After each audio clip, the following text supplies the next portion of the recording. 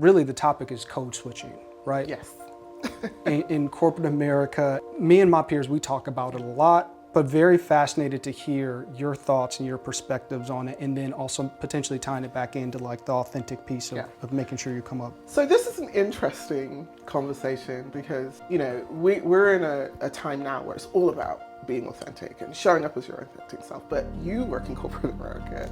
There's every corporate company has a culture and a set of rules that don't always apply to people who look like us.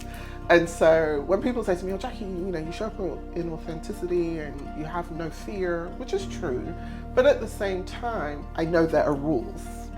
So, you know, the way my white male counterpart can get angry and have emotions and do all those things in a meeting, I can't do the same thing because then I'm an angry black woman. Yep. So there's a sense of showing up in authenticity, but knowing the rules of the game and figuring out what level of authenticity, because, you know, we can't be all the way authentic, right? In certain situations when you're in a corporate environment that have rules, but figuring out what your level, you know, what your absolutes are, what are the things you cannot be unauthentic about, and showing up within those parameters. Because I try to be realistic, right?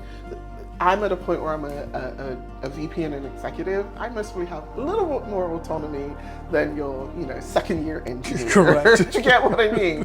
So I always try to take that into context. Don't go to the extremes of dumbing down parts of yourself that chip away at your self-esteem or make you feel small. You've got to represent what those things are, and they have to be comfortable with you.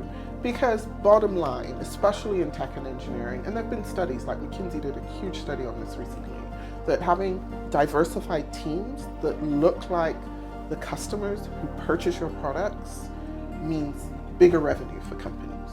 So I always tell, you know, black folks in engineering, underrepresented minorities in engineering, that you are meant to be there. The company needs you more than you need them. I know that's hard to think about it, but you have a seat at that table. You are meant to be there, and you are helping drive that company's bottom line.